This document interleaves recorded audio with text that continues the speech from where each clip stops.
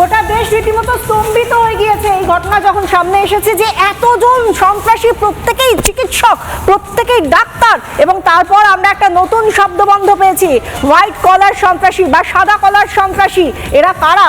প্রত্যেকে এরা চিকিৎসক, নয়তো কেউ হয়তো ইঞ্জিনিয়ার। কিন্তু এবার দেখা যাচ্ছে যে ফরিদাবাদ মডিউলের কথা জানা যাচ্ছে, তাতে কিন্তু আরো ডাক্তার জড়িয়ে রয়েছে। যে কজনের পরিচিতি ইতিমধ্যেই সামনে এসেছে তার বাইরেও আরো ডাক্তার ভারত বিরোধী চক্রান্তে যুক্ত, এমনই আশঙ্কা তদন্তকারীদের। ফরিদাবাদ মডিউলে যুক্ত রয়েছে বলে সন্দেহ।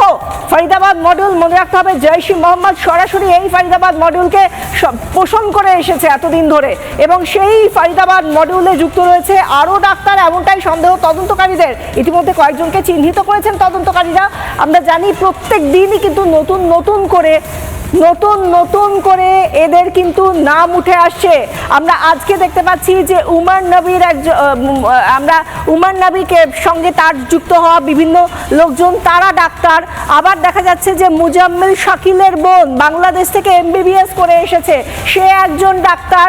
বিভিন্নভাবে আমরা দেখতে পাচ্ছি, বিশেষ করে আল ফালাহ বিশ্ববিদ্যালয়, এটা তো একটা মেডিকেল কলেজ হয়ে গিয়েছে, 2016 সাল থেকে মেডিকেল কলেজ হিসেবে সক্রিয়ভাবে কাজ করছে, এবং এই আল ফালাহ বিশ্ববিদ্যালয় কিন্তু একের পর এক ডাক্তার এবং সেখানকার প্রফেসর, তাদের নামও জুড়ে যাচ্ছে এই সন্ত্রাসীদের মধ্যে।